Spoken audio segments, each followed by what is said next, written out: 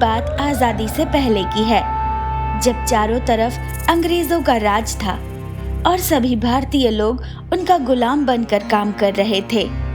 तब ऐसे में गांधी जी ने कहा, आज से मैं असहयोग आंदोलन की घोषणा करता हूँ। आज से कोई भी भारतीय अंग्रेजों के बनाए हुए किसी भी सामान का उपयोग नहीं करेगा। पूरी भीड़ गांधी जी की बात सुन रही थी। इस भीड़ के बीच में एक नौजवान था जिसका नाम था मोहनलाल दयाल चौहान। मोहनलाल गांधी जी की इस बात से बेहद प्रभावित हुआ। जब वो रास्ते से गुजर रहा था कि तभी उसने देखा कि एक छोटा सा बच्चा अंग्रेज कैंडी शॉप पर कैंडी मांग रहा है। मुझे कैंडी चाहिए, कैंडी दे दो ना। यू फूल, तुम्हारे पास फूड ही चल रहा है। इतने में मैं तुम्हें कैंडी लेने तो क्या, उसे देखने भी नहीं दूंगा।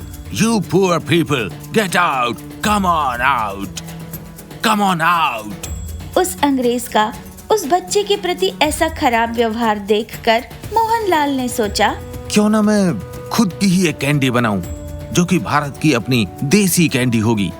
ये कैंडी लोगों को कम दाम में मिलेगी और साथ ही इससे गांधी जी का असहयोग आंदोलन भी जोर पकड़ेगा। और बस इसके बाद सबसे पहले मोहनलाल गुजरात से मुंबई आ गए।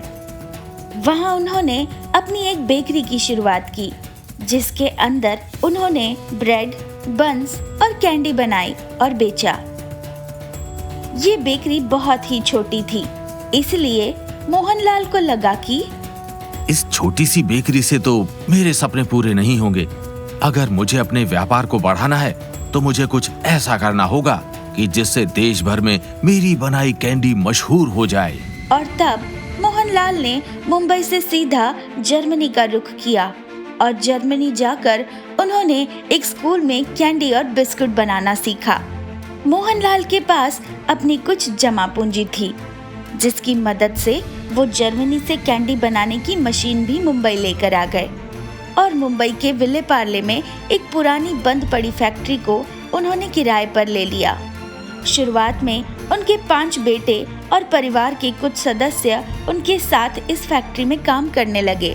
हमें अपनी कंपनी का कुछ नाम सोचना होगा जिससे हमारे कंपनी की अलग पहचान बन सके, पर समझ नहीं आता कि इसका क्या नाम रखें।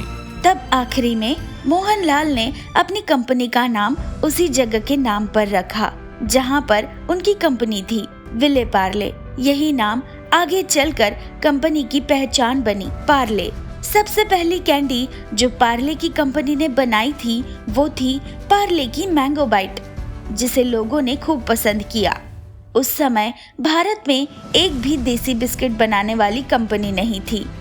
ब्रिटिशर्स अक्सर चाय के साथ खुद की बनाई हुई कुकीज खाते थे। तब ऐसे में मोहनलाल ने सोचा, क्यों ना हम कोई ऐसा बिस्किट बनाएं जो कि भारत के हर घर में पहुंचे और अमीर हो या गरीब सभी लोग उसे आसानी से खरीद सकें। और तब शुरुआत हुई उस ब्रांड की जो आज हिंदुस्तान का सबसे बड़ा ब्रांड है, पार्ले जी। शुरुआत में पार्ले जी का नाम था पार्ले ग्लूकोज और इसकी कीमत थी मात्र 5 रुपए। ग्लूकोज के स्वाद से भरा ये बिस्किट लोगों को इतना पसंद आने लगा कि धीरे धीरे हर कोई इसे खरीदने और खाने लगा। और तब पार्ले जी का देखा देखी और भी कंपनीज ने अपने ग्लूकोज वाले बिस्किट निकाले, जिसकी वजह से लोग कंफ्यूज होने लगे और पार्ले जी की बिक्री कम हो गई। तब मोहनलाल ने सोचा, हमें हमारे बिस्किट का नाम कुछ और रखना होगा, नहीं तो दूसरे ब्रांड वाले हमारे बिस्किट का नाम चोरी करेंगे और इस पर हमारा कॉपीराइट भी नहीं है।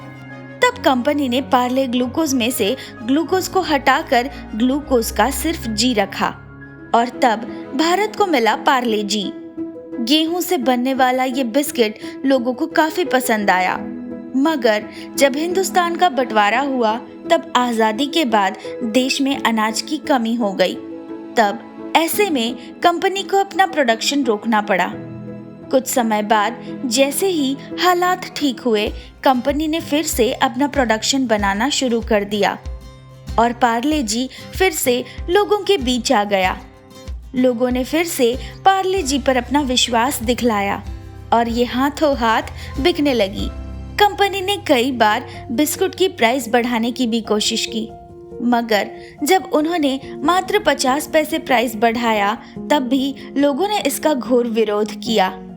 इसका कारण था कि अमीरों और सामान्य लोगों के चाय की चुस्की के साथ साथ ये बहुत से गरीबों और स्ट्रगलर्स के जीवन का आधार हुआ करता था।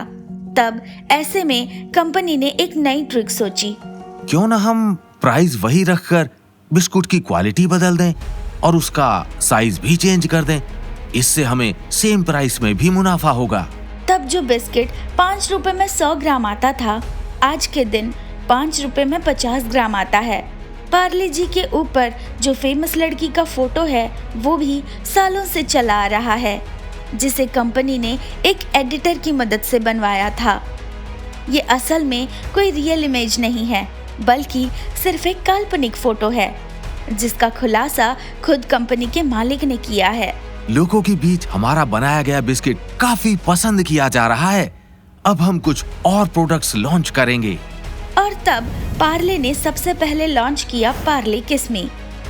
इसके बाद पार्ले ने कई तरह की कुकीज, बिस्किट और टोस्ट लॉन्च किया।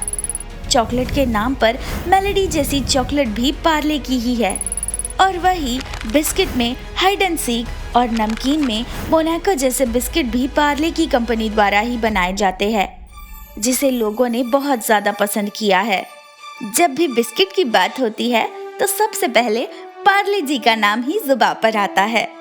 हमारी स्वतंत्रता से भी अधिक पुराने इस ब्रांड के बिस्किट को लोग आज भी इतना ही पसंद करते हैं, और इसका अंदाजा इसी बात से लगाया जा सकता है कि पार्ले जी 2003 में सबसे ज्यादा बिकने वाली बिस्किट बनी, और लॉकडाउन के समय इस बिस्किट ने रिकॉर्ड तोड़ बिक्री की थी, जिसकी पुष्टि पार्ले जी के आधिकारिक ट्विटर चैनल पर भी की गई थी। आपको जानकर हैरानी होगी कि 2022 में 16,000 करोड़ से भी ज्यादा का रेवेन्यू बनाने वाली कंपनी है पार्ले। एक नौजवान जिसने आजादी से पहले एक सपना देखा था कि उसके बनाए बिस्किट इंडिया के घर घर की पसंद बने, वो कंपनी आज एक मिनट में 21,000 बिस्किट बनाती है, यानी कि एक दिन में 3 करोड़ 33 लाख से भी ज्यादा बिस्किट। पार्ले कंपनी का 50% से ज्यादा का रेवेन्यू सिर्फ पार्ले जी बिस्किट से आता है। ये है उस लोकल बिस्किट बनाने वाले कंपनी पार्ले जी की कहानी, जो आज इंडिया का सबसे बड़ा ब्रांड है।